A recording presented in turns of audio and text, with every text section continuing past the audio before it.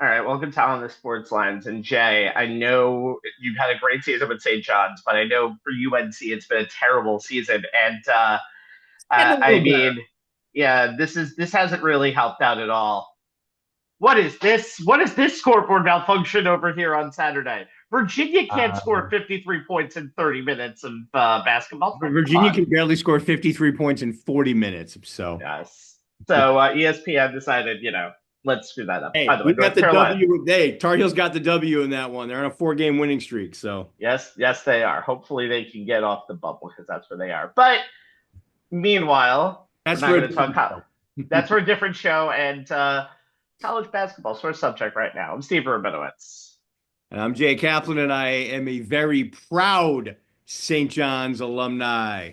First time they have even a piece, and I know, Rick, you want the whole thing, but a piece of the regular season Big East title since my last year at school. That's how far back that goes, y'all.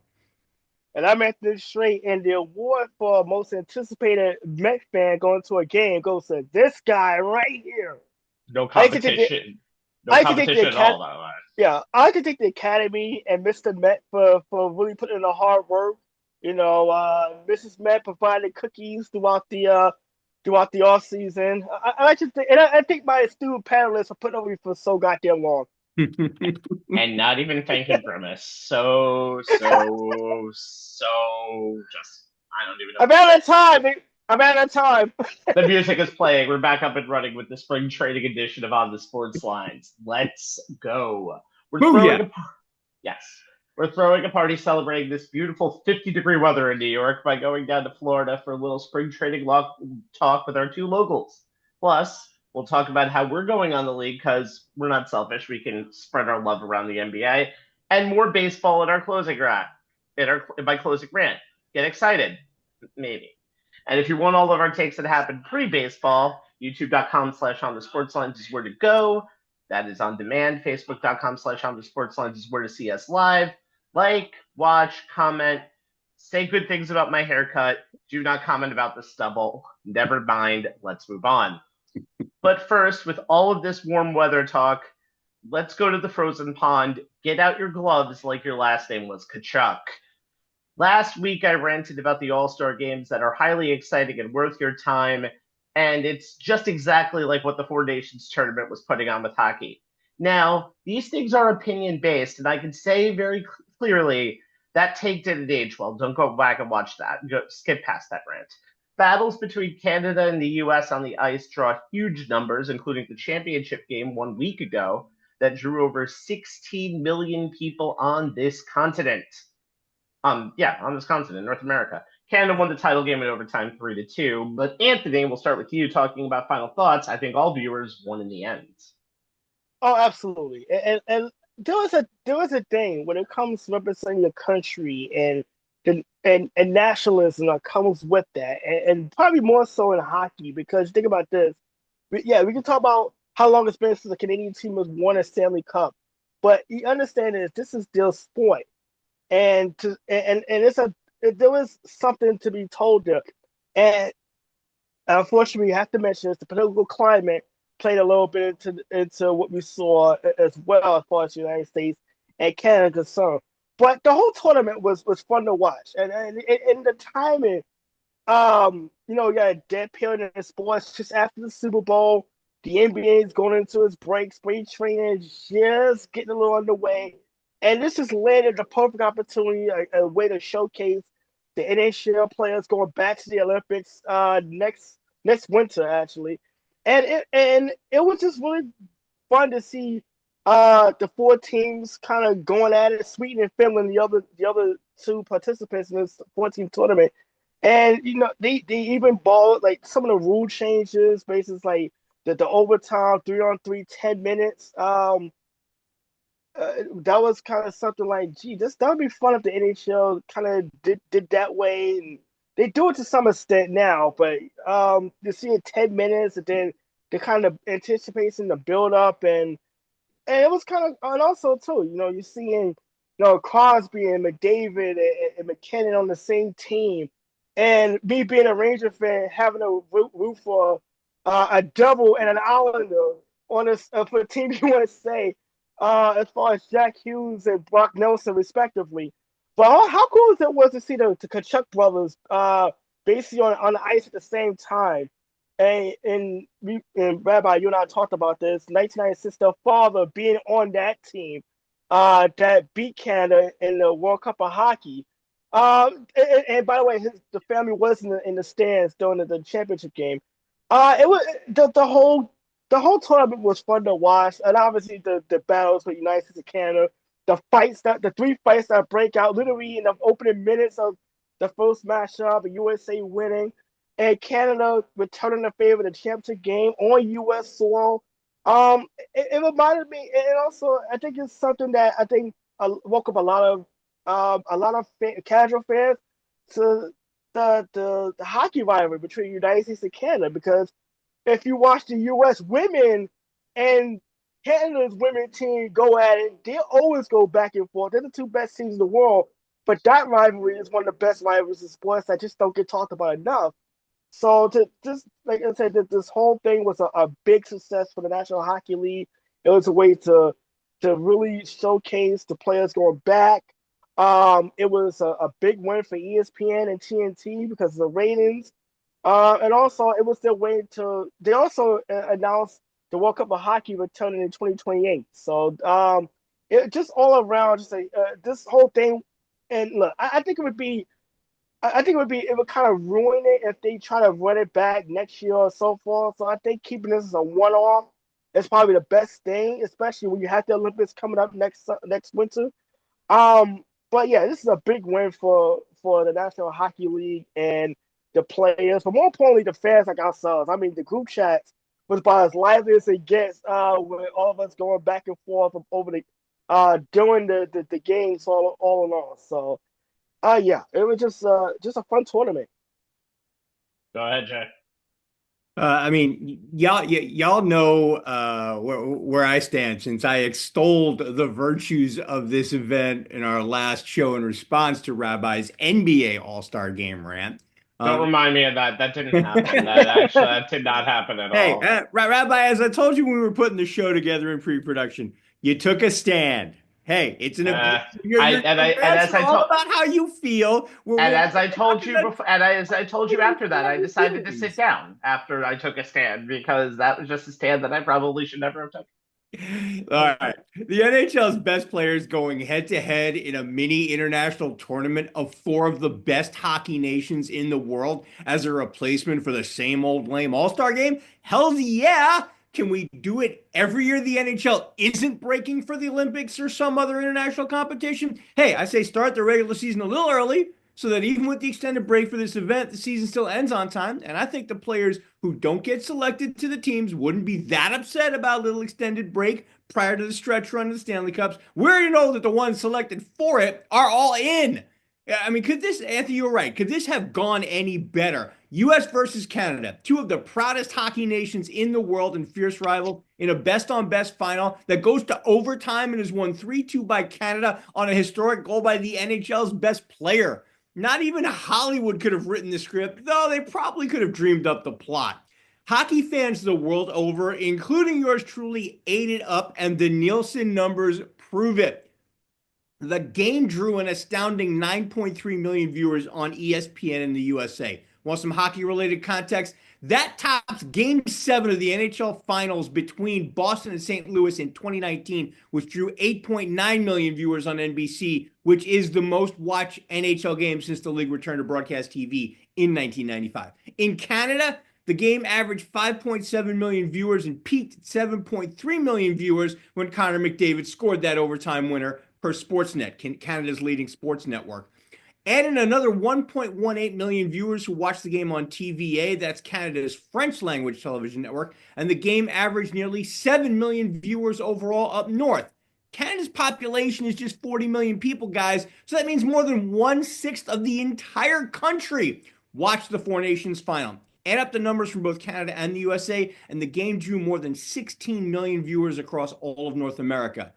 The earlier matchup between the two teams, won by 3-1, run 3-1 by the USA, highlighted by those three fights in the opening 9 seconds, averaged 4.4 million viewers on ABC, peaking at 5.2 in the 10:45 quarter hour. The NHL said the combined USA Canada audience for the game was 10.1 million viewers. The Four Nations tournament clearly showed that hockey fans have been clamoring for this type of event for years. Even before the puck dropped on the Four Nations final, I think the head coaches for USA and Canada nailed it in terms of what this tournament and the players who participated in it has done for the sport. USA head coach Mike Sullivan talking about the impact on hockey, especially here in the lower 48, saying, quote, without a question, in North America, but maybe the world, these best on best tournaments bring out the best of the best. The commitment, the investment, all of these teams have displayed every night, in my mind, has been an unbelievable celebration of hockey. It's hard not to get excited about what we're witnessing. I would envision tonight would be the pinnacle of that, with Team USA and Canada competing for the championship. And in regards to how Four Nations showcased just how competitive and creative some of the world's best hockey players are, Sullivan said, quote, these are the savants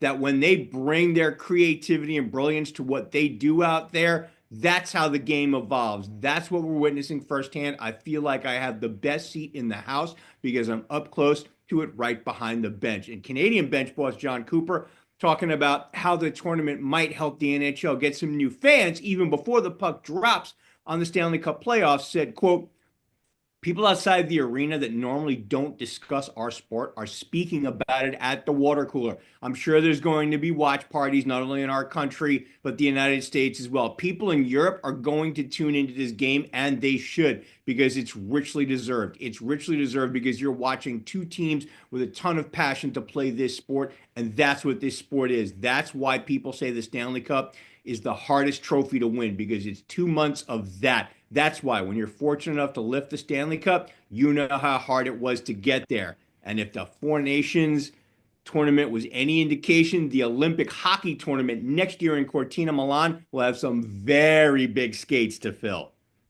Very big skates to fill. And in fact, it's going to be everybody's going to wait for the next US-Canada matchup. I personally, by the way, some good stats also. That drew, I think, 300,000 less viewers in North America than Stanley Cup Finals Game 7 did last year. And a Canadian team was in the Stanley Cup Finals last year. Most non-watched, non-Olympic event in U.S. in hockey history as well, by the way, in the United States. And the NBA Finals on ABC last year did 800,000, or I think a million, just a million more, which is insane considering this was a home run for hockey.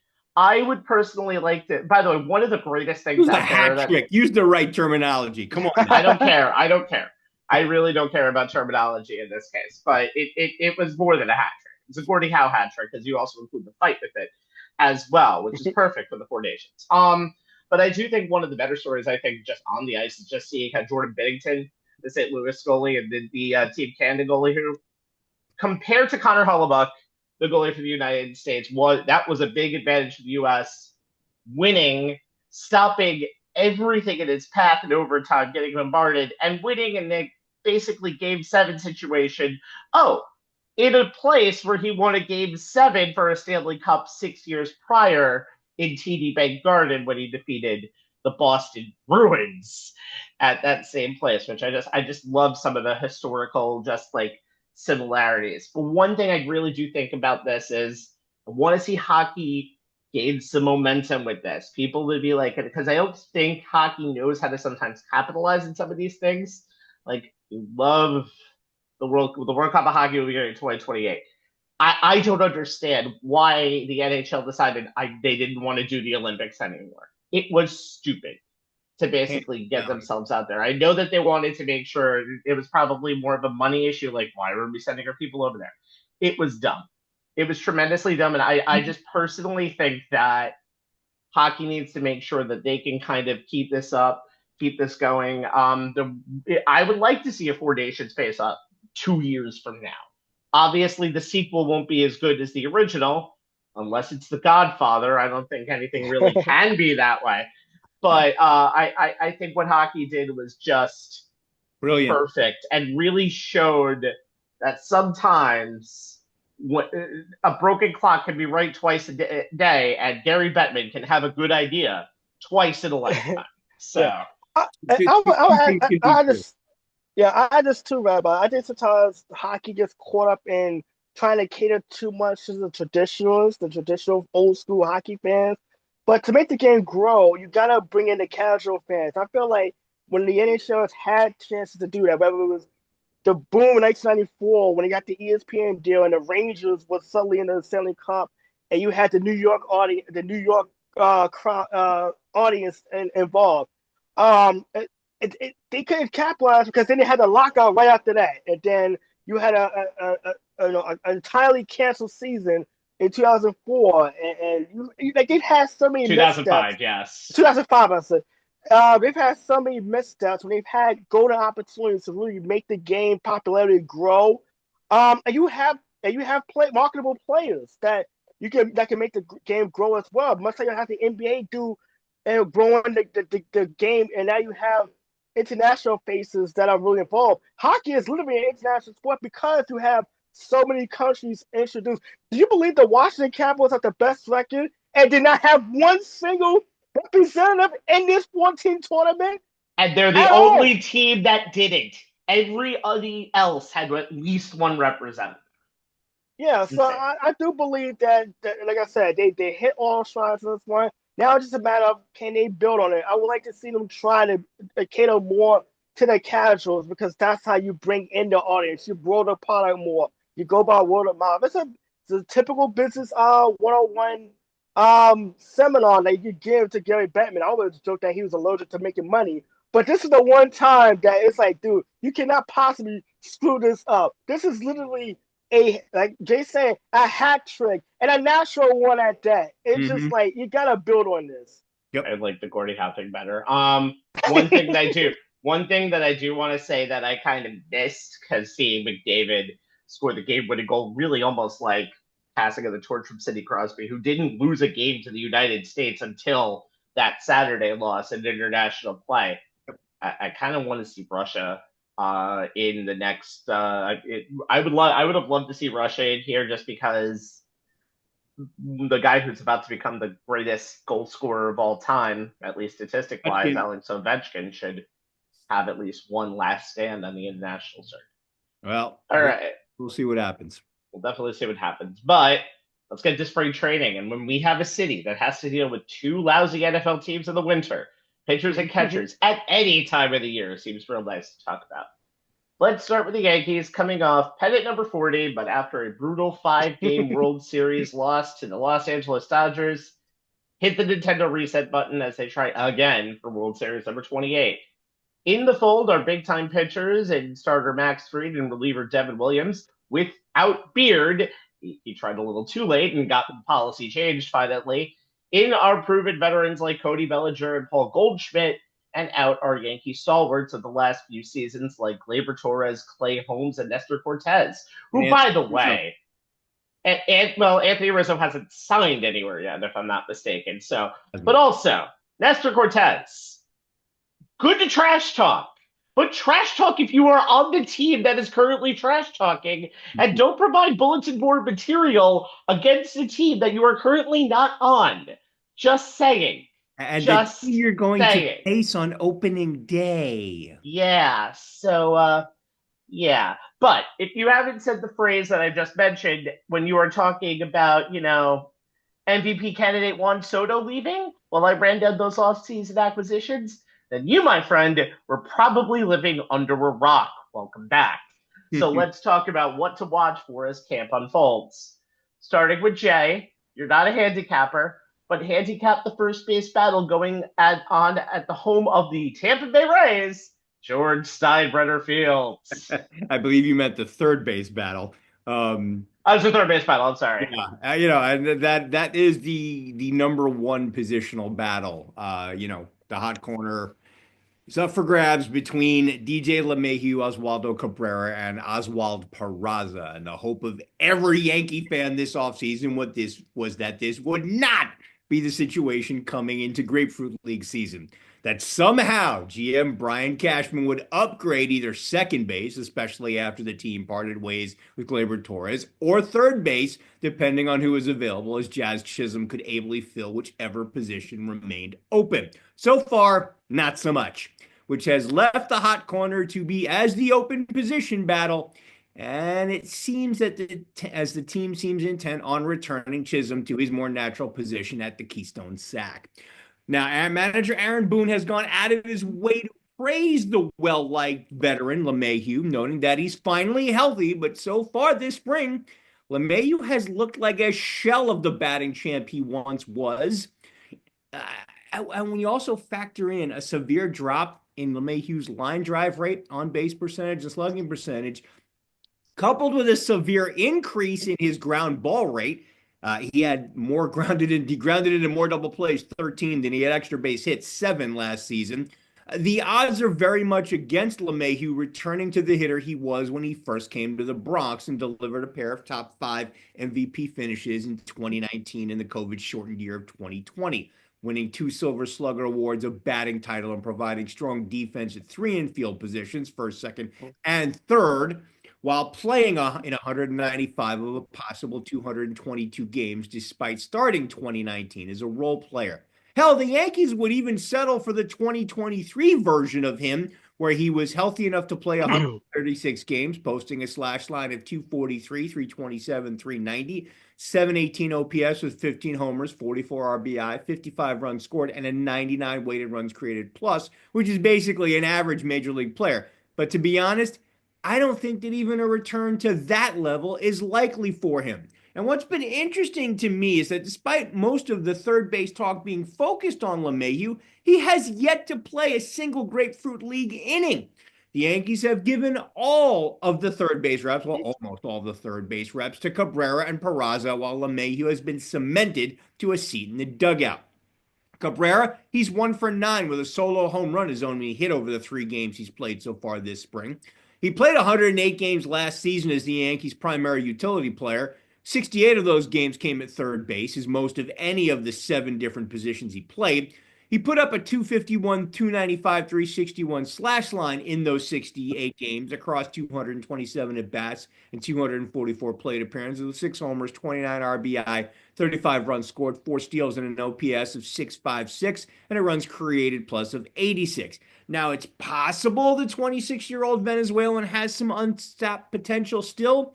He started 27 of the Yankees' first 31 games across March and April, 26 of them at third base, putting up a slash line at 250, 290, 380 with an OPS of 670, 3 homers, 16 RBI, and 14 runs scored. Overall, that's below average for a Major League Baseball starting third baseman. Well, when you consider that LeMahieu, in the 36 games he played at third base in his injury-plagued 2024 season, posted a slash line of 178, 274, 229. That's an OPS of 503 with just 1 homer, 11 RBI, and 9 runs scored. And that overall, he was worth minus 1.6 wins above replacement per Baseball Reference. Makes him what made him one of the worst players in the sport when he was on the field. Compare that to Cabrera, and his pedestrian numbers look positively all-star level.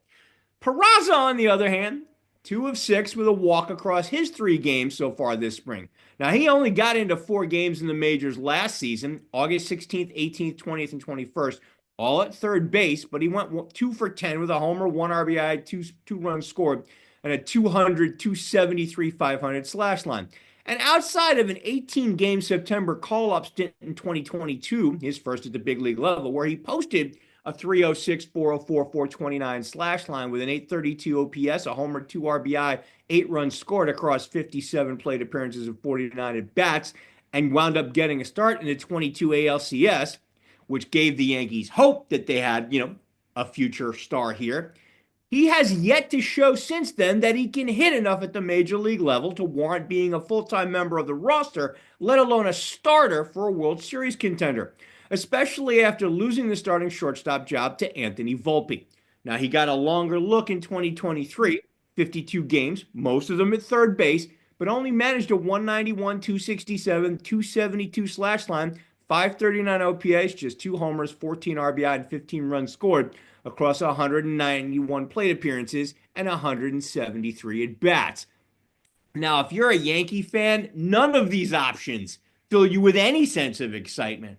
There's a school of thought that the reason behind all the LeMahieu talk is rooted in the fact that the 36-year-old is under contract through 2026 to the tune of $30 million over these next 2 seasons. And the Yankees desperately want to avoid a repeat of the Josh Donaldson situation, albeit with an infinitely more likable and well-respected player. All that being said, regardless of who goes out to man the hot corner on opening day, the Yankees cannot allow that player to be the starter come October. Now, whether that's figuring out a way to get Nolan Arenado to waive his no trade clause and convince him that uprooting his family and moving them from St. Louis to 161st Street and River Avenue is worth the hassle, or finding an acceptable option at second base and moving Jazz Chisholm back to third base, Hal Steinbrenner and Brian Cashman need to use all available resources to ensure that a gaping hole in the infield, most likely at third, is not the reason that the Aarons, Boone, and Judge are not able to secure their first World Series title together. Although I don't think you're going to move on 161st. I don't think there's enough good. I don't think you want to put them in an apartment over there. Just get them over to Westchester. That'll be fine. Dude, come on. You know exactly that's the address. I know exactly what it is, but I just want to make sure that they know that you can't really move over to that Nolan Arenado knows exactly that. Trust me. Nolan Arenado, I think, is enough to get a good townhouse in Long Island. I think one thing about Peraza is if he doesn't make the team, he has no more options left, and he would be pretty much going to another team. He'll get DFA'd there. Yeah, he'll definitely he has to get DFA'd. Anthony, make sure you make a good point over here, or else New York will not play at the end of this segment. So just be very aware here. So we're going to talk about Jason Dominguez. And I know he is a Martian, but he beamed himself right into the starting left field spot this year. No questions asked. What are you looking for in his development as now he has an everyday lineup spot starting on opening day? Well, I would say this. I'm a person who always root for young guys to develop and kind of come into their own, especially when they finally make it to the show. You spend enough time in the minors, you work your way up. And in the case of Jason Dominguez, we saw his potential pretty much homing off of Justin Verlander, no less. For his very first major league home run a couple years ago. Last year, obviously, injuries limited him quite a bit when he was called up, when he was on the major league roster. But as much as his bat may be important, he's going to be a liability. If he doesn't change defensively, he's going to be a really big liability and another problem that Aaron Boone may find himself having to deal with as the season progresses. I don't know if you saw what happened last Sunday in the spring training games to Detroit. Inexplicably lost the ball in the sun. Then earlier this afternoon, he misplayed a ball in a spring training game against the Phillies. His scouting report, he is a natural center fielder. So obviously, and Jay, you play baseball a little more than I have. Switching outfielder positions is not exactly as easy as people make it out to be. Every game changes, playing the dimensions, seeing the ball, the hitter's eye, the ball leaving the batter spots. Everything changes, so it's a huge adjustment.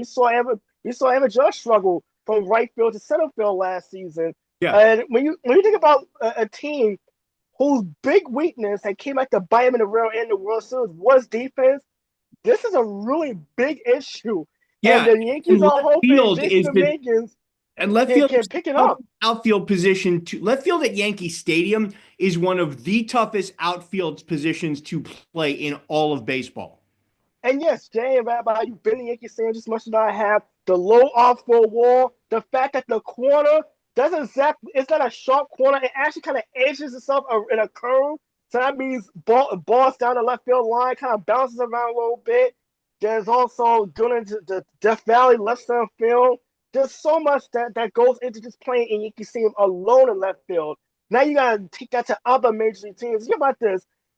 His bat, as far as his batting average, he batted 207. He did not have he's only had 100 big league at bats as far as the regular season is concerned. 18 for 87, 6 home runs, 11 RBIs. So he's got to improve hitting from the right side. Obviously, if you're going to be a switch hitter, you got to be able to hit from both sides of the plate.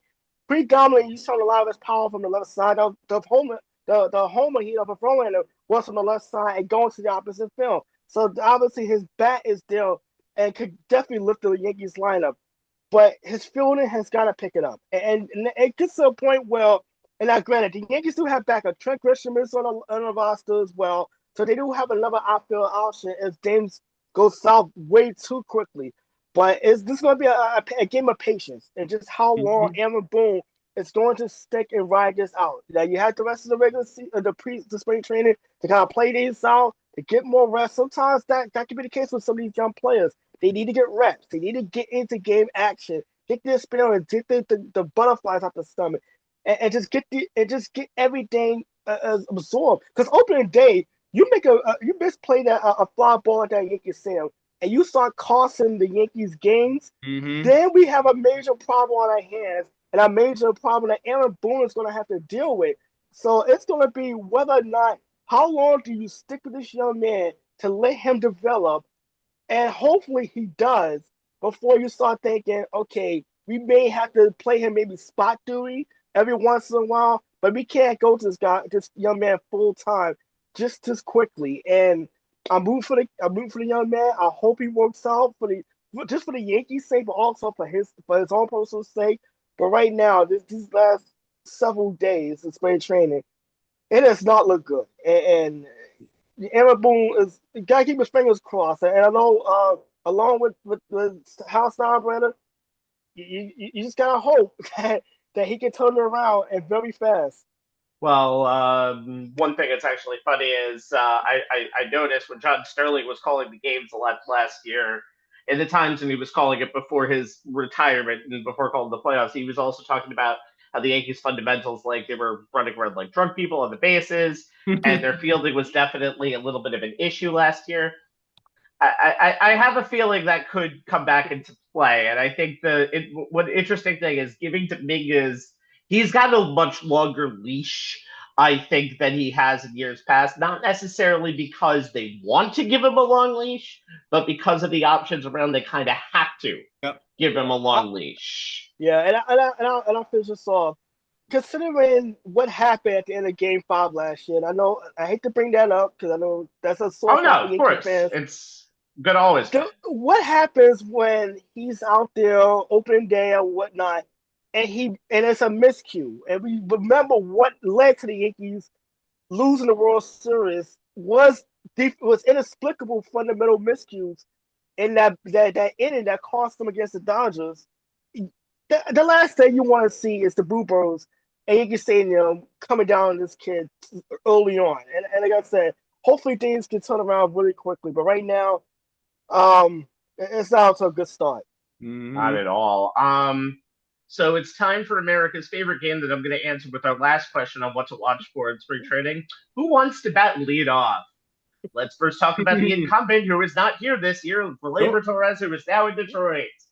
They had a lot of issues last year leadoff. By the way, 7 people on this team bat leadoff on the team in 2024 bat leadoff. But over the postseason, Gleyber Torres became numero uno choice because of a selective, aggressive approach that gave him 400 on base percentage in his first 45 plate appearances in the ALDS and ALCS. But now you need to get a consistent man on base, and out of those 7 players that had first leadoff spots in 2024, 4 of them remain in the organization. We're not going to talk about DJ LeMay here because he's very likely to not actually find the team.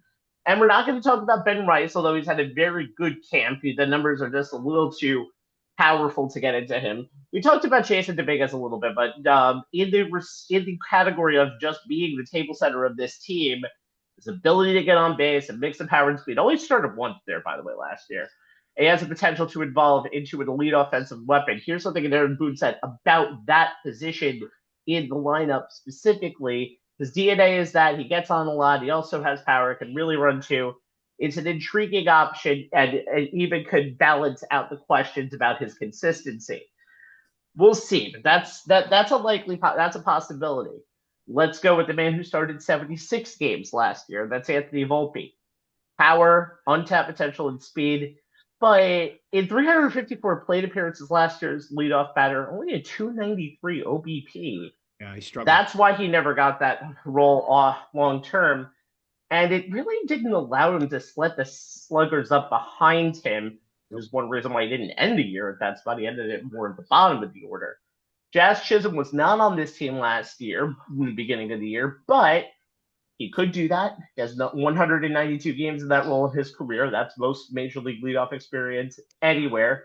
He was a good table setter, but Fangraphs says he is a 30 home run hitter in his first full season in the Bronx. And traditionally, you don't want someone like that to lead off your lineup because it'll limit his home run potential. Although, again, that's only one time around the order that'll limit his home run potential. So, but it's didn't eliminate, didn't hurt Ricky Henderson much. Just saying. It didn't, but again, that's something that people think that.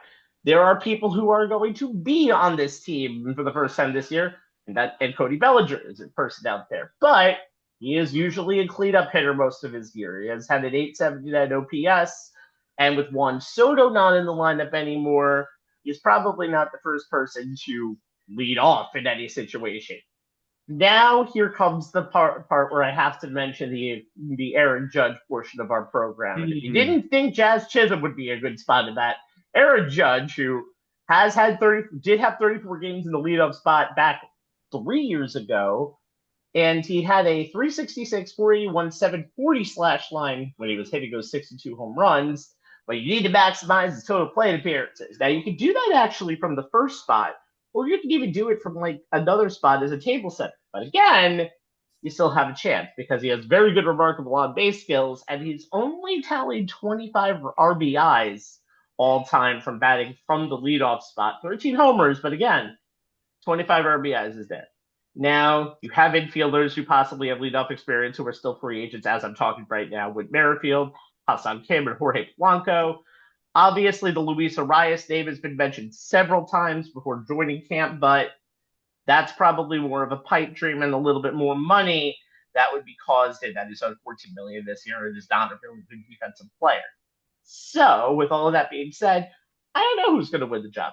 Dominguez sounds like the best part of this if he can stay consistent, but I think those 7 players who were on that lineup in that leadoff spot this last year might be another 6 or 7 again this year. But the spring training is to see who at least gets the first crack at it. Yeah, agreed, Rabbi. I definitely think that, or at least early on in the season, it's going to be a mix and match situation based on who's playing on a given day and who the opposing starter is on a given day. The interesting thing for me will be is not so much how much time Aaron Judge gets in the leadoff slot, but now that Soto's gone, if Judge moves back up to the second spot, which is where he dominantly hit before Soto got here, because I definitely think you can fill out behind him with Bellinger, Goldschmidt, and Jazz if Jazz is not installed in the leadoff spot. Me personally, the first person I would give the chance to in the leadoff slot would be Jazz. But I'm a traditionalist in terms of wanting to put a guy up there who can steal some bases and cause some havoc. And any guy to me who kind of has a skill set similar to Ricky Henderson, though Jazz could use a little improvement in drawing some walks. A lot. Guys who have a potential to, either give you a lead right off the bat by going yard or get on base and cause some havoc on the base pass. That's the first guy I would give a shot to. And before we get to the Mets, one counterpoint to that with Giancarlo Stanton, I think going back up to New York for possible permanent tennis elbow, as we found out in the both elbows. In both elbows, you might want to keep some power in that Judge portion because you really might need a lot of insurance in that part of the Yeah, it'll be interesting to see if Stanton starting the year on the IL allows Boone to have Judge playing DH a little more out of the gate, which would allow them to put Grisham, who's a better defender, out there in the outfield and potentially move Bellinger out of center field and over to one of the corners. There's been some Ben Rice talk in terms of moving him in the spots because he's versatile. So we'll see what happens. See. All right. We move on to the New York Mets with minimal subtractions in this offseason. I'm still trying to figure out what the Sacramento Athletics were doing with that Luis Severino contract. If you know, please call me. They re-signed some contributors from last year's NLCS team, and Sean Manaea, although he's injured now, we'll talk about that in a second. Jesse Winker, and the polar bear Pete Alonso. But the prize was the big free agent that the Mets got from the crosstown Yankees. Yes, ladies and gentlemen, Clay Holmes is a New York Mets. Oh, I'm sorry. Juan Soto also signed there as well. You know, the biggest contract ever in American sports. No big deal. All right, let's talk about what's a watch for at Clover Park in Port St. Lucie. Anthony Kodai Senga returning from injury, and I'm going to throw in possibly the loss of Sean Manaea to injury. That's going to possibly happen for a little while that we found out this week. That changes the Mets rotation game at the top, doesn't it? By the way, you also got to mention Frankie Montas been shut down for a number of weeks too. So the Mets are short-handed. Montas is more on the backside of the rotation, Come which on, is Ed. I'll talk How about much are later. you really going to be relying on Frankie? I can't help but get hurt since I've left Oakland Montas. To be fair, yeah, you need pitchers. Pitchers are a possibility, and honestly, right now the Mets need bodies, which I'll talk Fair about in a enough. second. But yeah. The Kodai Senga coming back from obviously name your injury here. Where he was shut down last year, obviously missed half the season, comes back, gets injured again with a calf, and is only really getting into spot duty in the postseason. Somehow helped the Mets win Game 1 in Philadelphia, even though he gave up a towering home run to Kyle Schwarber that still hasn't landed yet. And then he got dinged around pretty good against the Dodgers, pretty much showing that this is what happens when a pitcher misses so much time and don't really get a lot of starts. With the Mets, I expected him just to try to be healthy on a rotation that don't have a number one ace. I mean, gone are the days where you knew Jacob DeGrom was going to be your number one guy saw opening day. Now it's just a matter of, okay, can we get Kodai Senga, who was supposed to have been the Mets ace last season, uh, to opening day. I mean, can he, and that's going to be the day. Like, he strained his calf in the infield pop up. That pretty much cost him the entire second half of the season. Pretty much the Mets runs the postseason as it is. And the thing is, and Manaea's and Montas injuries do come into the fact that when the Mets was talking about going to more of a six-man rotation to give them an opportunity to kind of manage Kodai Senga's rest between starts. And in Japan, they normally have six-man rotations as opposed to the five-man rotation we have here in the U.S. And I've been to a number of his starts a couple years ago during the regular season. When he's on and he got the fork ball going and the slider, his swing and miss rates are among the tops in baseball without question.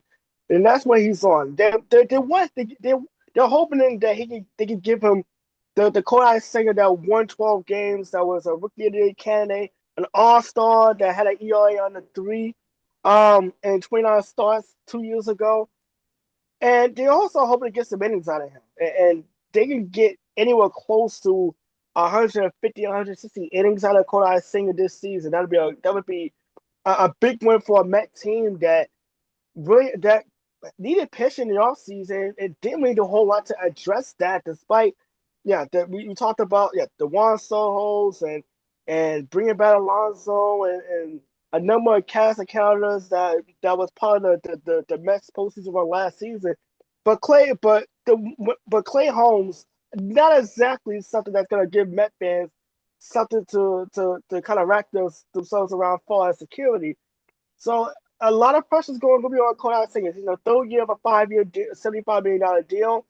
And he's 32 years old. He's pitched a lot of innings between Japan and here in the U.S. Over the last several years.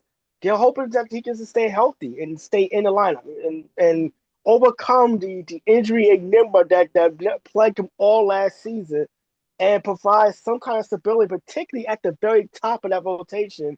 Especially now that they're going to be down at least a couple of starters to start the regular season. Now, just remember, Met fans, Clay Holmes has had a career as a starter before, and he's Mhm. actually looked really well, I think, in spring training. So, what almost seemed to be a question mark, seemingly going into the beginning of this season, might actually end up being more of the strength and possibly something that could be a band aid until the team gets a little more healthier. Still think they need another Yeah, arm yeah, regardless, but yeah. I maybe. think Stones is really betting on trying to bank on having lightning strike twice. I mean, last year, Mania, Severino, Jose Katana. These are guys that are kind of up there in their careers for the most part, but they really overachieved. I wouldn't say Mania's up there in his career, but they really overachieved. They really caught fire. And even David Peterson, for the most part, to the second half after the month of July, going into the second half of the season, where the Mets were just seemed unhittable at times with their starting rotation.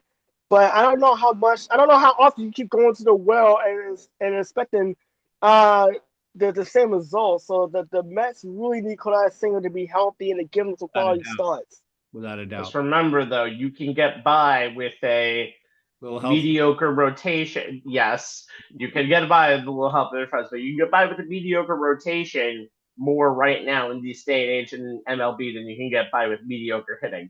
The Mets do not have mediocre hitting, Jay, and with Alonso, Soto, Lindor, and more years coming from their younger players, they got some good questions coming. How are they going to handle the heart of the order, especially where does Soto fit in all of this? Yeah, with first baseman Pete Alonso returning, most of last season's playoff batting order, especially the top half, is back. So, as you said, the big question is really where does Mets manager Carlos Mendoza bat the newly acquired Juan Soto? My thoughts on the matter, and I preface this with the caveat that Carlos Mendoza has not asked for my input, is that Soto's best slot Oh, batting order and Sloto's best slot. And, Carlos and I don't talk as much since he moved across the Throgs next bridge. That's all, I'm just I saying. understand. I understand completely. Look, is that Soto's best slot in the order is the slot he occupied in the Bronx, number two, ahead of the biggest bopper in the order. Now, last year that was Aaron Judge. This year it's the aforementioned Alonso, who I'd slot in the three hole, followed by third baseman Mark Vientos in the cleanup slot. Those three would be sandwiched between shortstop Francisco Lindor in the leadoff spot and outfielder Brandon Nimmo in the five hole to break up the overwhelming right-handedness. Soto's insane ability to get on base, we all saw it last year. He's MLB's active career leader in on-base percentage at 420. Coupled with his ability to hit for average and power makes him an ideal fit in the two hole behind the power speed threat that is Lindor, which should give Soto the same, if not more, RBI opportunities that he had last year in the Bronx when he had Gleyber Torres hitting in front of him, and provide a crap ton more of RBI opportunities to Alonso than he had last season in his pursuit of becoming the Mets all-time leader in homers and RBI. The first is likely, even if all he does is match last season's career low of 34 home runs. As for the second, well, if Alonso reaches his 162 game average of 112 RBI, he'll be number three on the franchise's all-time RBI list at season's end. Now, while I think number two is the best place to hit Soto, the case can be made that batting him number three would serve the Mets just as well. Here's some of the points for each case. Case for batting second. Soto would get more plate appearances over the course of a season. That's been proven, which would give him more chances to use his legendary ability to work deep into counts and force starters to throw more pitchers early in games and potentially get them out of the game earlier than the opposing manager would want. And the aforementioned insane ability to get on base would set up those aforementioned RBI opportunities for Alonso and anyone else following. Soto has basically said that his preference is to bat in the second spot, feeling that the advantage of seeing better pitches from that spot gives him more opportunity to impact the game. He hit in the two hole in 156 of the 157 games he played last season, putting up a slash line of 287, 419, 567. It's an OPS of 986 with a weighted runs created plus of 179 from that spot, with all 41 of his home runs, all 128 of his runs scored, and all 129 of his walks, and 108 of his 109 RBIs, all out of the two slot. The case for batting him third, He has a career 288, 438, 548 slash line with a 986 OPS as a three-hole hitter. And the 73 homers and 228 RBI he's produced from that spot are the most from any spot he's hit in the order, which in his career, which suggests that he could be a bigger run producer for the Mets, batting third, with Lindor doing what he did in his 109 games batting leadoff, slash line of 303, 374, 552, with a 926 OPS, 26 homers, 71 RBI. And then you slot Nimmo in the two-hole, where his excellent plate discipline and on-base skills make him an ideal table setter, a role he's done well with in previous seasons, where he'd be likely to see more and better pitches to hit, as most pitchers would not want to work around him and wind up facing Soto with at least one man on base, if not two. And based on career splits, Soto hitting third behind Lindor and Nimmo and in front of Alonso could be the Mets' most effective top half of the lineup to begin the year.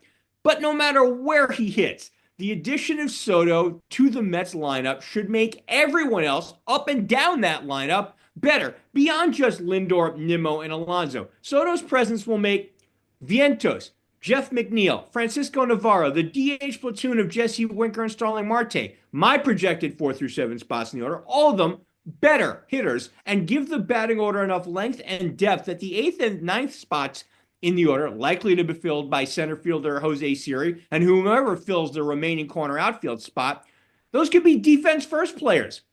Oh, to have Carlos Mendoza's problems filling out a lineup card this season. I know you're looking forward to it, right, Ant? Yeah, I mean the Mets, for what it's worth, should not be short on score runs, considering the lineup struggles and it was still top 10 in run score last season in the majors. The fact that they added Juan Soto, a guy who just gets on base, even when he's not hitting the long ball, and then you have the younger players kind of coming up, where you have Vientos pretty much leading the way with that. And Brett Baty's actually looked good this year too, so it's like, okay, when he make the big league roster, come out of spring training. Like the Mets offensively having a bad with some riches in going into Citi Field, where if you're a left-handed hitter, Coca-Cola Corner looks very enticing, just like the short right field porch in Yankee Stadium. Right. And the power alleys in Citi Field are down the left field and right field line, so that is almost a given for a guy like Juan Soto, who does have power at all places of the field. All fields, yeah. But yeah, I mean, it is a great problem to have. If you call us Mendoza, of course, the next segment I'll talk about a team that has a great problem, regardless of what part of the team you're talking about. Oh, many problems, many great problems. I'm going to play another game show. It's called Who Wants the Last Two Spots in the Mets Rotation? And so we're obviously assuming Kodai Senga, Clay Holmes, and David Peterson are going to make the team. Obviously, they'll be first, second, and third. Six-man rotation doesn't look as likely right now because of the Shomanai injury. By the way, fun fact that I just realized now, the Athletics Mets connection is insane because you have Benaya, Montas, and Paul Blackburn, who I'm talking about in a moment, who spent most of the careers with the Athletics.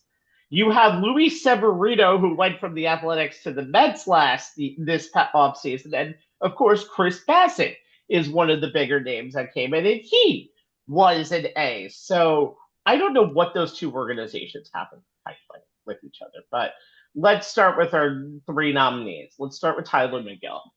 29-year-old roller coaster ride with this franchise. He's been up and down several times to AAA that he probably has the world's most decorated suitcase possible. 67 starts over the last 4 years with the Mets, 15 coming last year. He returned to the Mets on August 30th last year. Three earned runs or less in each of his last 6 starts, 1 or less in 4 of them. But if McGill doesn't go on the team, we talked about this earlier, only one option left remaining. So the next time he struggles, he won't be a Met anymore. Regardless of injuries and inconsistency, he is a 4.56 ERA, and that's what a quality start is in the major leagues. 6 innings, 3 runs. And if he can do that as a 5th or 6th starter, I think they'll sign up for it. Again, he has probably the best pitch selection out of anybody and the highest upside, but he also has the lowest floor. Let's talk about Griffin Canning. He signed a major league deal for a little over $4.25 million. 31 home runs given up last year, though, to a tune of 5.19 ERA over 31 starts with the Angels. But again, stayed healthy, 41 starts. He's going to the Jeremy Hefner pitching lab, and we saw what Hefner did last year when he transformed everybody. And in 2023, 4.32 ERA and 22 starts. Again, that's better than a quality start. And you can actually get a lot of good out of him.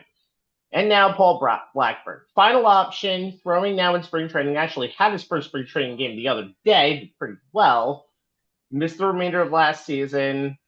Should be ready to go. He could easily win the job if he continues like he did. He only made 5 starts for the Mets after he was acquired by the Athletics at the trade deadline last year. 3 good starts, 2 bad ones, 4.66 ERA. Again, right in that zone of quality start.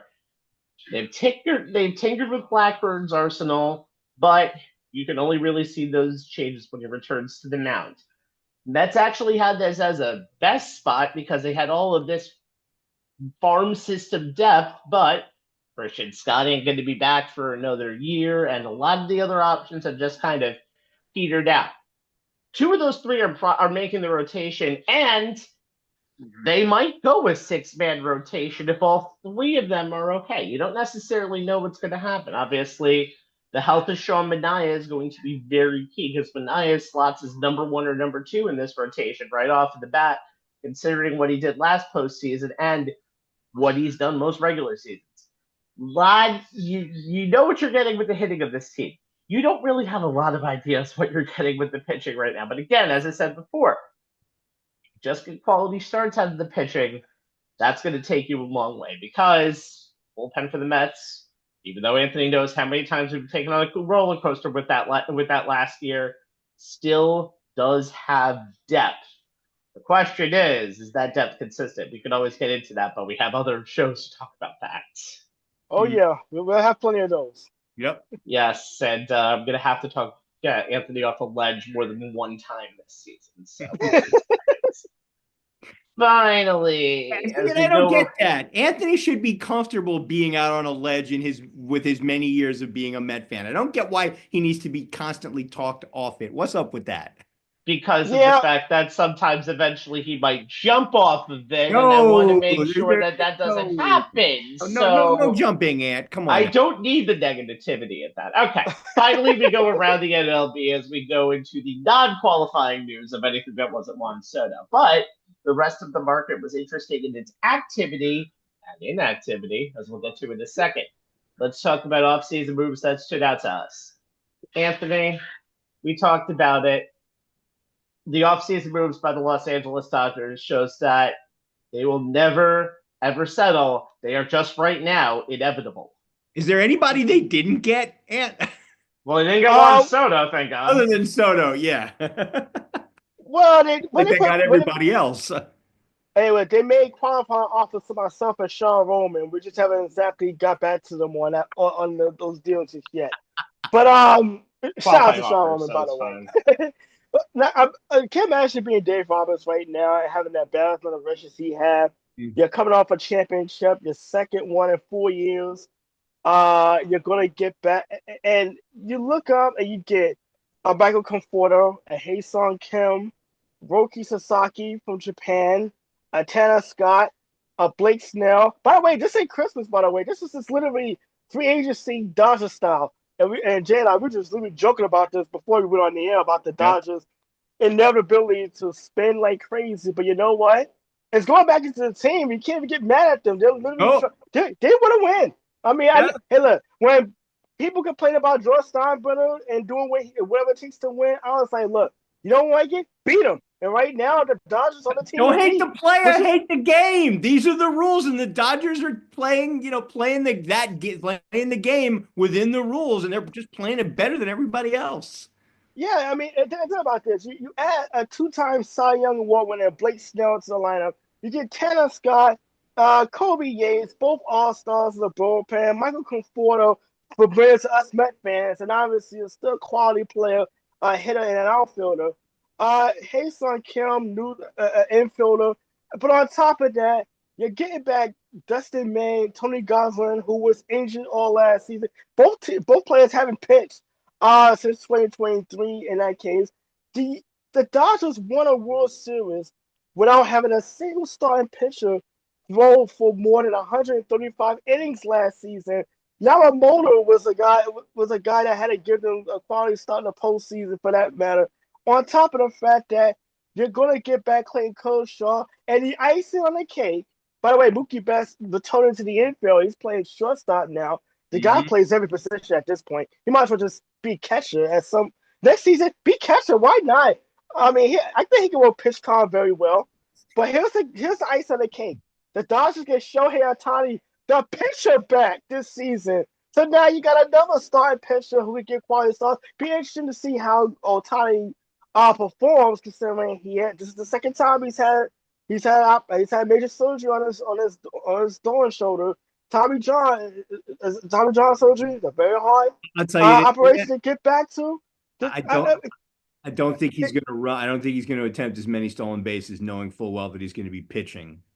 Oh no, I mean the guy, he's forever Mr. 50-50, but I don't think he's gonna be diving headfirst to second base anytime soon, knowing he's gonna have to give the Dodgers a quality start. But the Dodgers, they have, like when I talk about the Mets wanting to go to a six-man rotation, the Dodgers actually have the options of going to a six-man deep rotation because of the guys they're getting back and the quality starts. They don't even actually have to go to a five-man rotation if they feel they want to give a guy like Ohtani an extra day's rest when he gets to be in the lineup, even as a DH for that matter.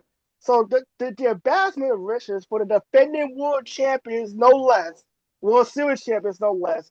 It's just it's unbelievable. Like Rabbi said, they are the Thanos of Major League Baseball right now. They are inevitable in every facet of the imagination. If you're a team chasing them, you've got to realize this team with the lineup top to bottom. By the way, they have a healthy front of female. Not a guy on one leg and bad ribs, to say the least. When you look at this lineup up and down, the bullpen and the rotation, and you look at if you're a team like the Padres or even the Giants in the National League West, and you're going to see this team at least 18 times this season and think to yourself, how the hell are we going to beat this team? We just got to stick around and hope that the Dodgers kind of end up falling apart and kind of collapse within themselves at some point. But I mean, Dave Roberts has been shown why he's one of the best managers in baseball. Not because his lineup, but managing egos as well in that locker room. I'm quite sure there's quite a few.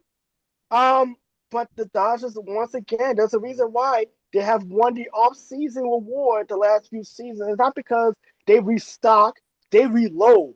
And this is something I saw for years with the Yankees and why they were so good. It was like it wasn't that they were rebuilding, they were reloading. It was like even if they won the champs, you're still chasing them. And that's kind of what the Dodgers kind of put in the mentality to some of the other teams of baseball. It's like they understand it right now. And you're building to even be on the same playing field with these guys and to be able to compete with them for 9 innings. That's going to be a very tall order for a lot of teams, but especially the teams out west. I know we were talking about good problems before, but the Dodgers rotation intrigues the hell out of me. Yes. First of all, you don't have to do a say 5-man rotation. You can do an 8-man rotation with that, and you have all. But it intrigues the hell out of me just because it's like, what will Roki Sasaki do in his first starts? Will he struggle like Yamamoto struggled really in the beginning of 2024? How often do you pitch Shohei Ohtani because you have the option to not pitch him as much as you would pitch him? You might even just cut his starts in half and only start him every other turn in the rotation. It is really interesting.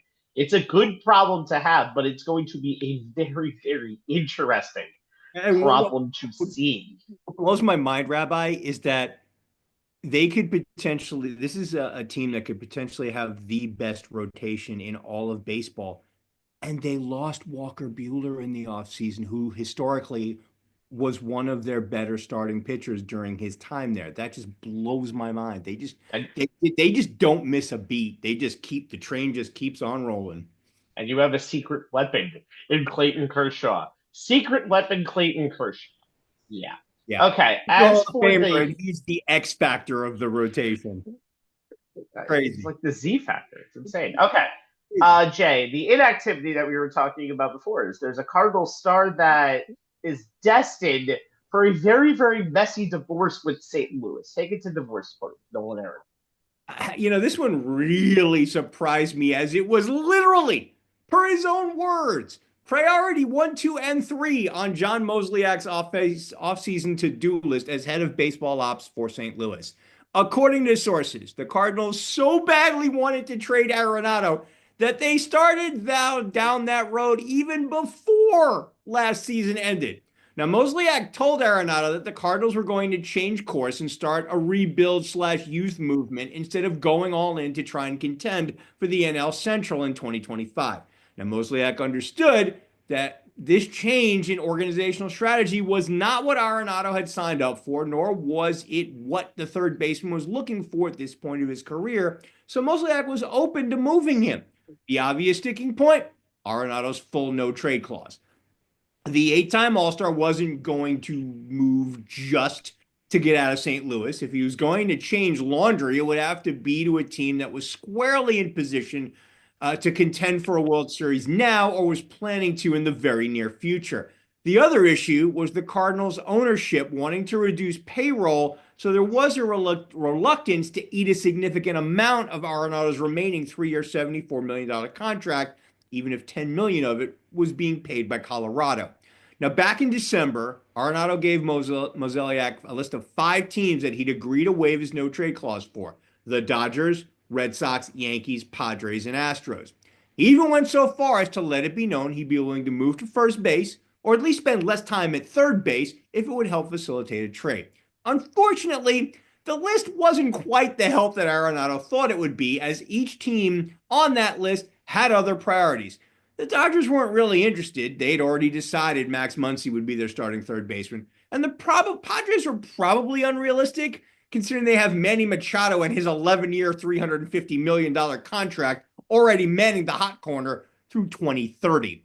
The Yankees were an obvious fit, as my analysis of the current state of the position in our previous segment made painfully clear. But at the time, the Bronx Bombers were in the weeds with the Juan Soto situation and weren't going to entertain anyone else until that situation played out. And when it did, Brian Cashman elected to focus more on run prevention as opposed to run production, as shown by the changes they ultimately made. Now, where am I?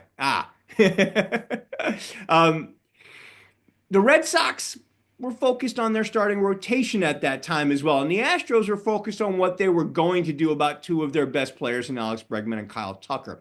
We all know how that played out, as both changed zip codes, with Bregman's new home ultimately taking away the Red Sox as a landing place for Arenado. That takes us to the Astros, and this is where things got this close to being resolved, and then they weren't. Mozeliak had the framework of a deal in place with the Astros back in December. According to sources, they were at the 1-yard line, only to have Arenado pull the rug out from under the Cardinals at the 11th hour. According to several sources familiar with the framework of the proposed trade, Houston would pay most of Arenado's remaining salary with the Cardinals only being on the hook for about $15 million over the remaining 3 years, which equates to about 25% of their remaining financial commitment. The Astros felt that getting Arenado, who is still an elite defender with a power pull swing that was tailor-made for the hitter-friendly confines of Dalton Park, that would offset the potential loss of Bregman, and for a lower financial obligation. It had all the makings of one of those trades that would work out for each team, so both Mozeliak and Astros GM Dana Brown were pushing to get the deal done forthwith.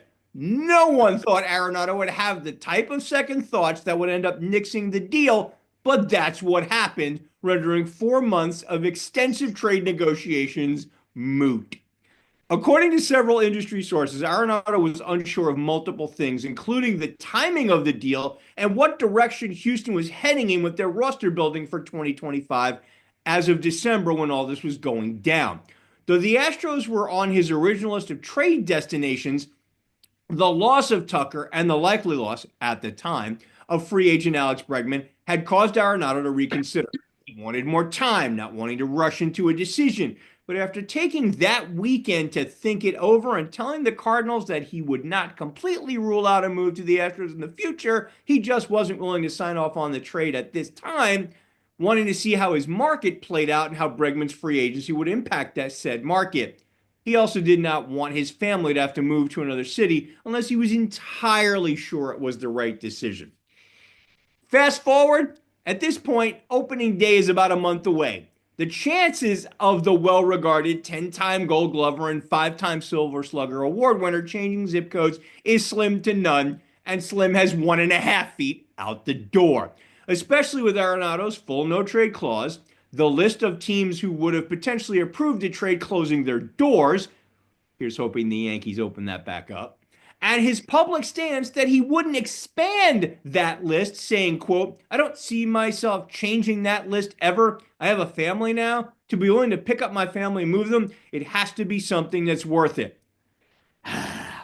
Katie Woo, the Cardinals beat writer for The Athletic, summed up this situation pretty well in her piece from back on February 6th, which unfortunately still holds true, writing, quote, "Nolan Arenado is still a Cardinal despite President of Baseball Operations John Mosliak's 4-month-long attempt to trade him.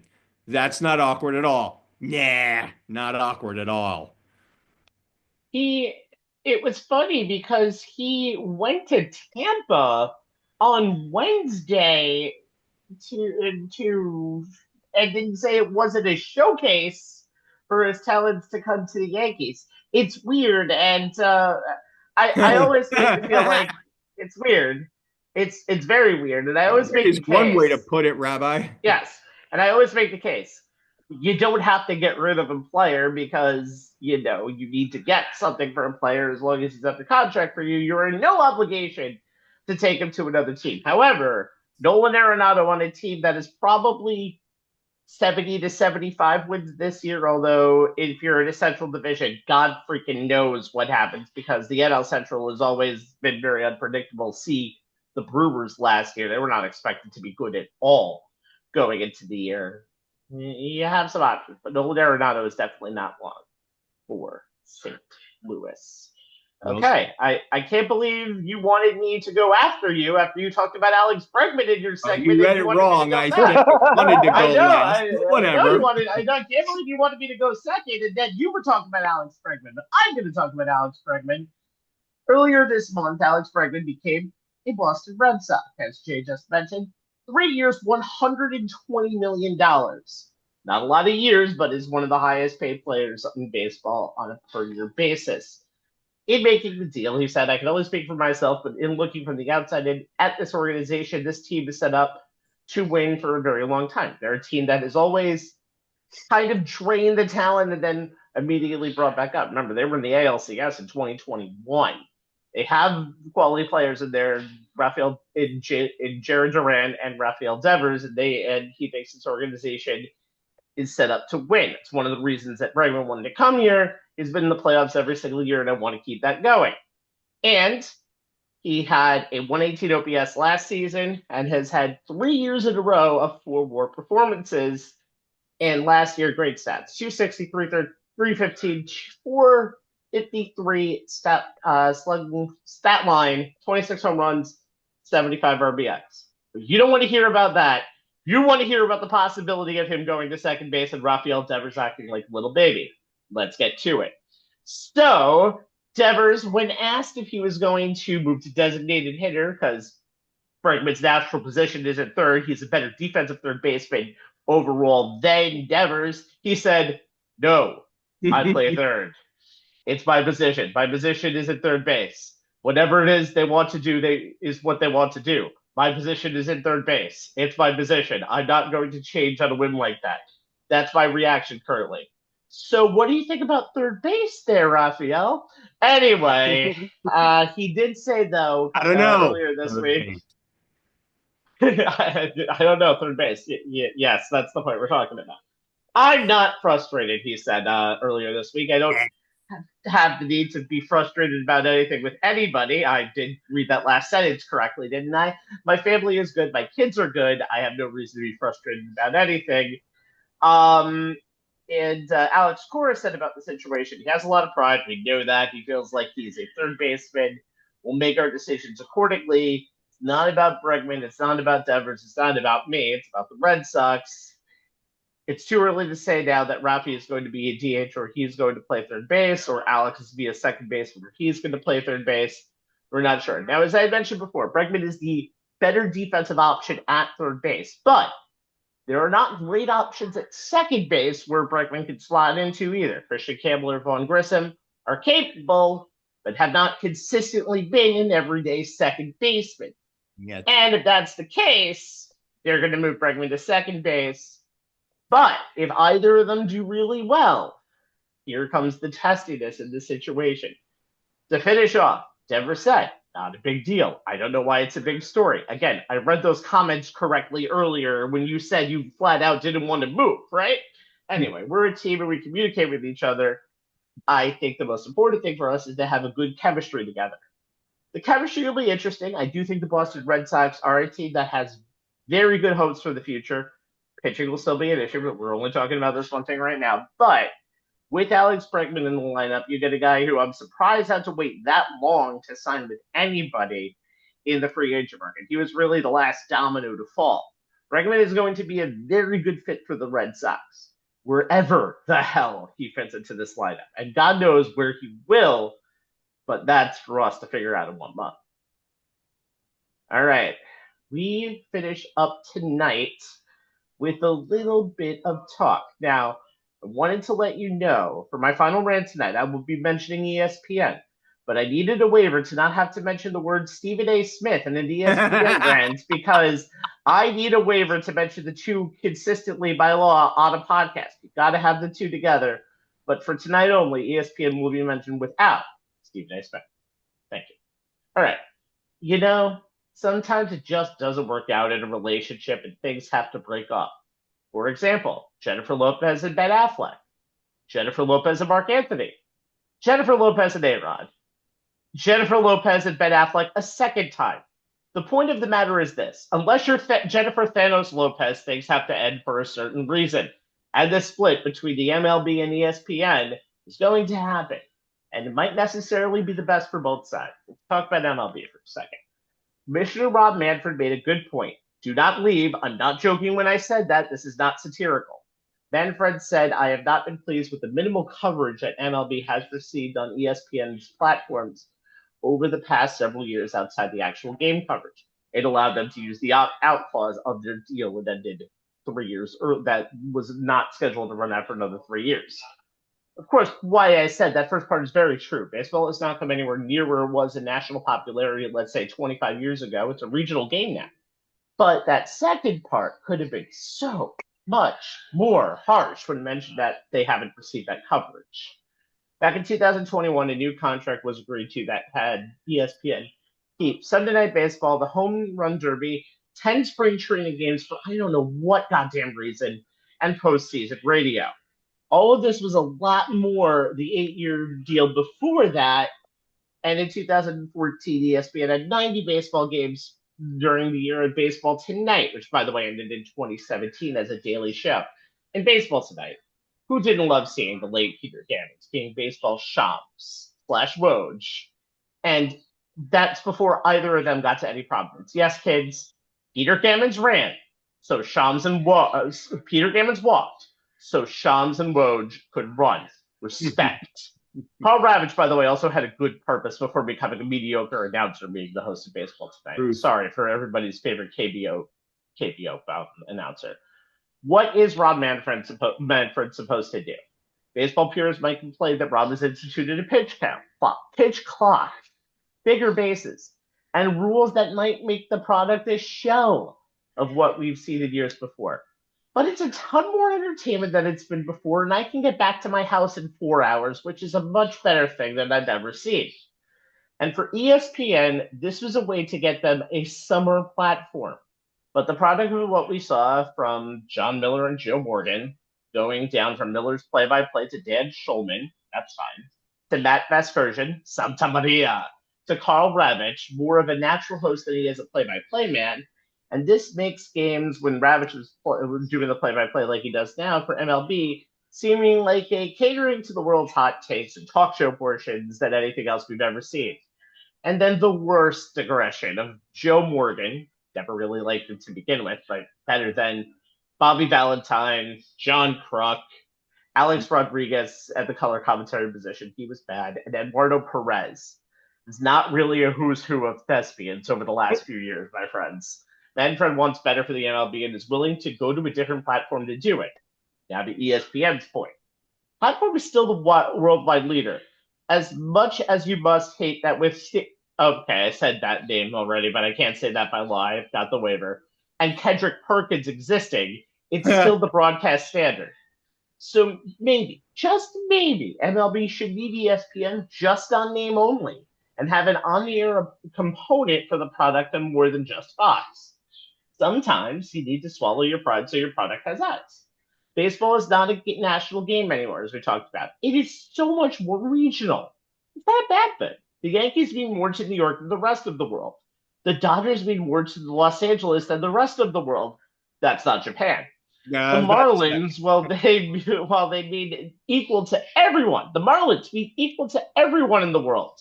And by that, I mean it doesn't mean anything to equal in the world because nobody gives a shit about the Marlins. With ESPN's love of the NFL, and as much as we have to hate it so far that it's the number one sport of the country, talked about night and day, ESPN also has a new deal with the NBA, which might give you more content in the off season than it does in the regular season, plus all of the college football playoff rights and college football content during the season.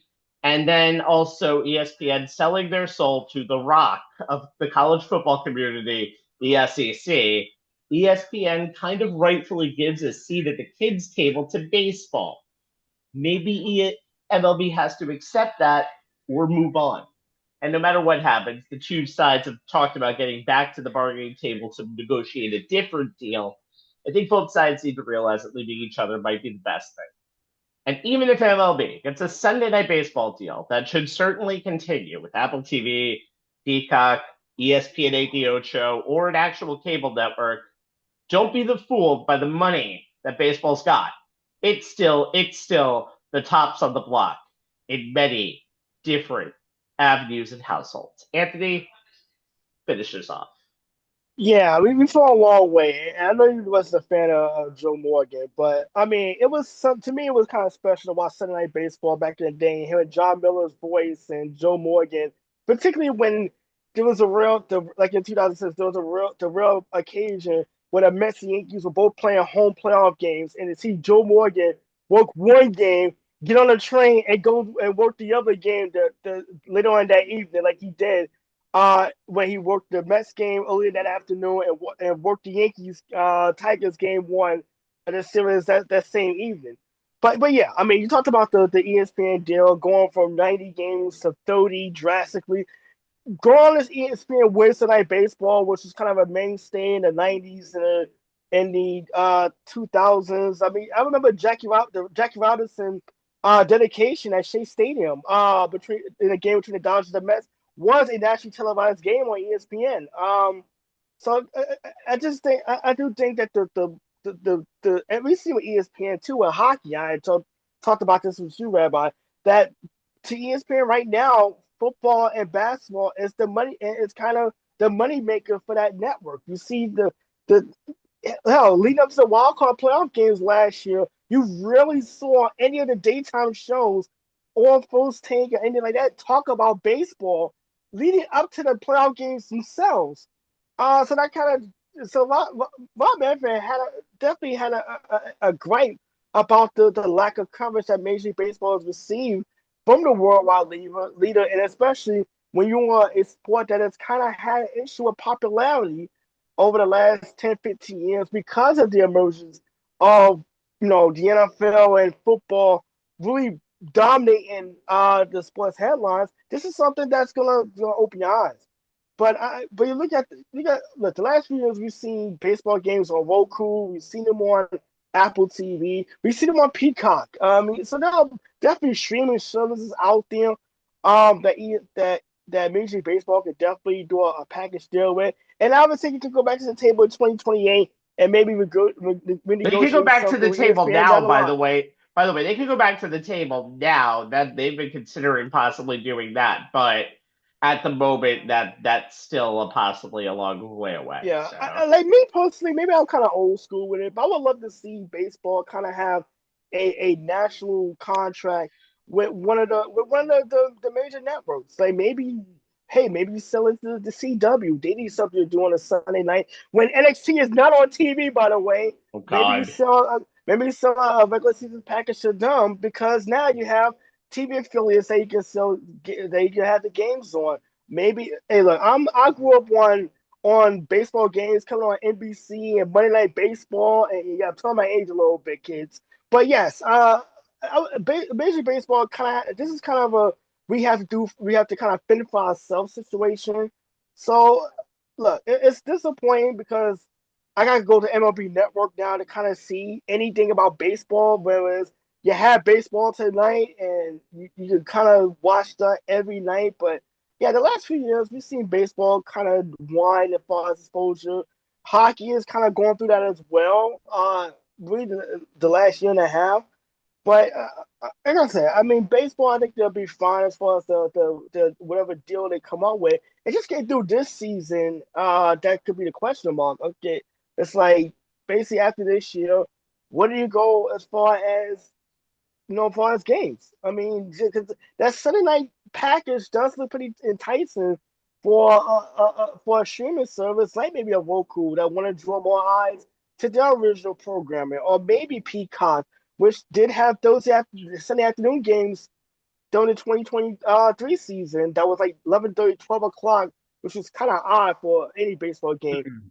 But there are options out there that Manfred can explore. It just is going to be a matter of um, whether or not they decide down the line, or even in the immediate future, to maybe negotiate something with ESPN where they maybe can add another night of baseball that could help carry them through the summer programming. Because obviously there isn't a whole lot to do in the summer except baseball when there's not an Olympic year going on. By the way. Go ahead, Jay.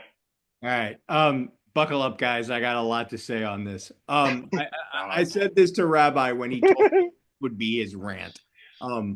Rob Manfred may have done some good things to improve the game on the field, namely the pitch clock, eliminating the shift and larger bases to try and increase base stealing. All have been an overwhelming success, in my humble opinion. I haven't enjoyed watching the game to that extent since the pre-shift era. And he hasn't completely sucked when it comes to recent labor relations. If you measure that by the fact that MLB has not missed a game due to a work stoppage, though his comments about offseason lockouts becoming a normal thing, such as when the owners locked the players out when the previous CBA expired in December of 2021, looking like they'll do it again in 2026, does not look good from an optic standpoint. And pissing off MLB PA boss Tony Clark doesn't look good from any standpoint.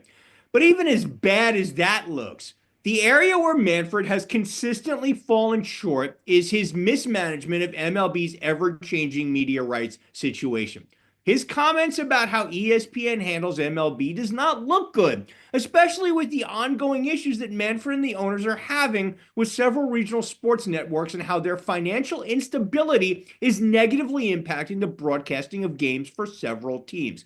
Yeah, sure, Manfred can claim that no broadcasts have been missed despite that turmoil, pointing to the fact that in 2023, in the middle of an uptick in cord cutting and Diamond Sports Group, the RSN which carried the Padres and Diamondbacks, going bankrupt in the middle of the season, leaving both teams without a TV outlet to carry them, Manfred's office essentially turned itself into an RSN and handled the local broadcasting for both teams so that fans didn't miss a game. But this year, MLB is handling the local broadcast for 5 teams, which makes the future of local TV distribution one of Manfred's biggest ongoing challenges.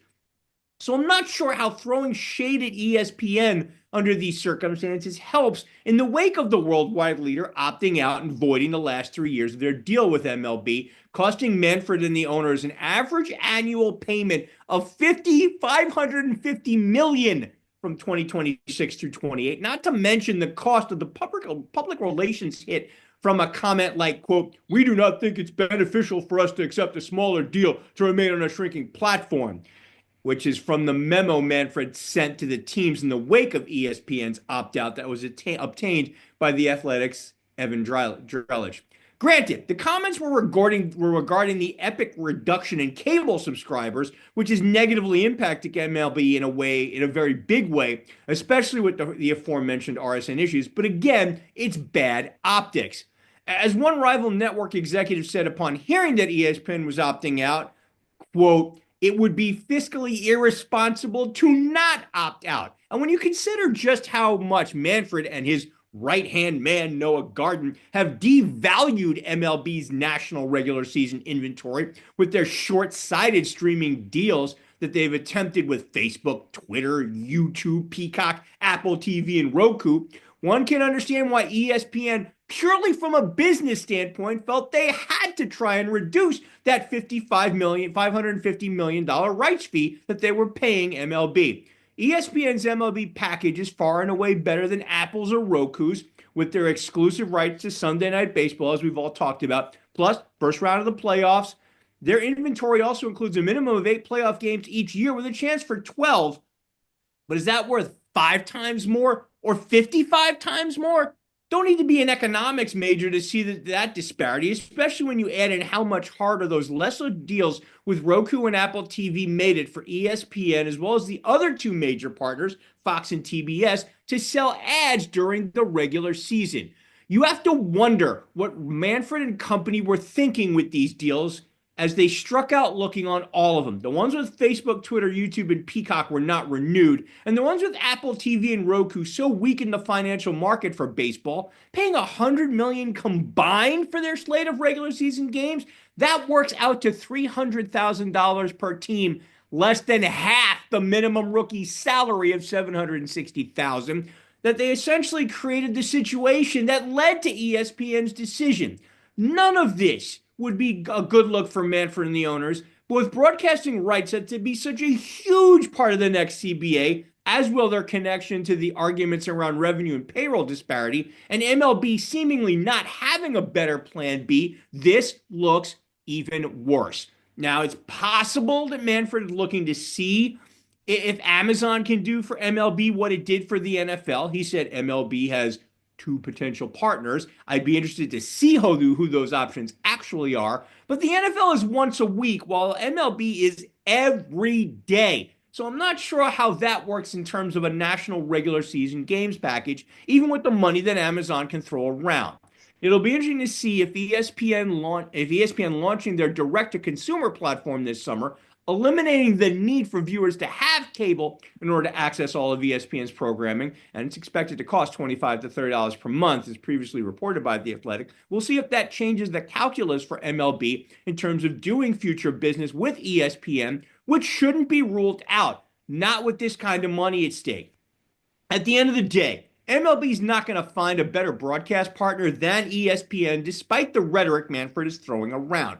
ESPN's chairman, Jimmy Pitaro, is a huge baseball fan, Yankee fan in particular, and he has publicly stated that he wants to help MLB with their local TV rights issue. So this opt-out shouldn't be treated as a breakup by MLB, but as an opportunity, at least in the short term, as MLB's deals with Fox and TBS for almost $1.2 billion combined, which includes the World Series for Fox and the better playoff game package for TBS.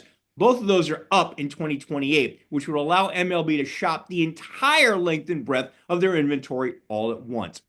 MLB needs to spend the next 3 years figuring out how to use other platforms and outlets, such as the digital ones available via Amazon, and yes, ESPN, to solve the RSN issue, as in getting rid of it wherever possible, and thus improve their ability to distribute the game as far and as wide as possible and not waste time looking for the biggest payday.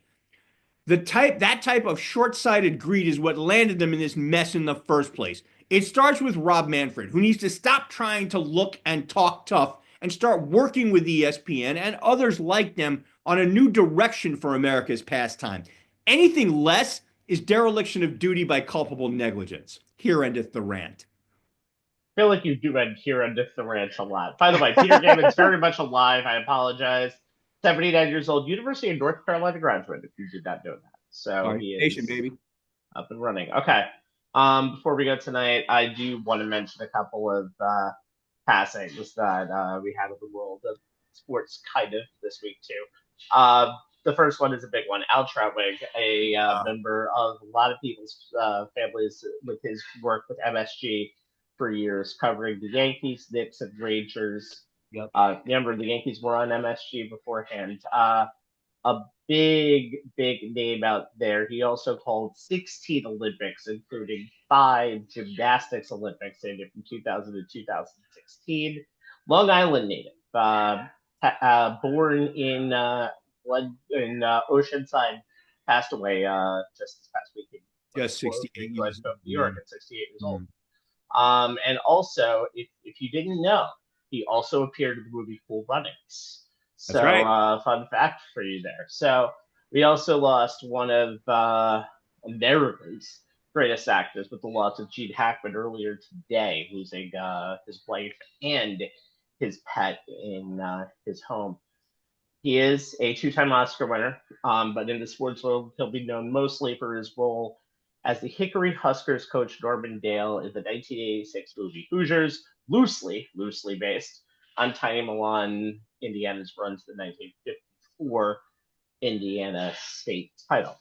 Also in the movie Replacements with Keanu Reeves in 2000. And, didn't know this, narrator for For America's Game, the NFL Network Super Bowl run to the some of the 49ers years from 81, 84, and 89, and did the Redskins 87 Super Bowl America's Game. So we lost 2 big titans this week 95. In the world of sports. Yes, 95 in the world of sports and in the world of acting. So they will be missed. All right. That does it for tonight. For my 2 co-stars, award-winning co-stars, Jay Kaplan and Anthony Strait, I am Stephen Rabinowitz, a star in only the way Michael Keaton was washed up in the movie and Best Picture winner, Birdman. Not necessarily liked too much either. We are on Facebook Live at facebook.com/onthesportslines, YouTube on demand at youtube.com/onthesportslines. Our Twitter handle is at ONTH Sportslines, where you'll find a link to each new show like tonight's, along with tidbits and nuggets from the world of sports that we think are worth your time to check out. This week, I've posted a link to a story by Chantel Jennings, the athletic senior writer for the WNBA Women's College Basketball, on the retirement of the GOAT of women's basketball, Diana Taurasi, who decided to finally hang up her Nikes and call it a career after 20 years in the W. The legacy she leaves behind is nothing short of epic. 3 consecutive NCAA titles at UConn, 6 Olympic golds, 3 WNBA titles, the W's all-time leading scorer and the first to ever score 10,000 points in a career in the league. Gino Auriemma summed up his 2002-2003 NCAA championship team with these 6 words, quote, "We got Diana and you don't." But that could have applied to any team she was on. She was one of one and will be missed. The piece is very well done and worth your time to check out, as is the Netflix documentary series Court of Gold, which gives viewers an unprecedented and very cool behind-the-scenes look at the Canadian, Serbian, French, and USA men's national basketball teams in their pursuit of the gold medal at the 2024 Paris Summer Olympics. We all watched the game action as it happened, but seeing it again, even knowing how it turned out, I still got chills. I highly recommend you check it out. I've never seen a team more dejected than when Canada, by the way, lost to France after the quarterfinals. Yeah. So definitely worth your time. Shout out to Dirk Nowitzki, too. Germany, a very big featured part of that as well. We'll see you next time on the Sports Lines. Don't hold us to anything on when. We'll just see you next time. So don't question it. Good night, everyone. Have a good night, everyone.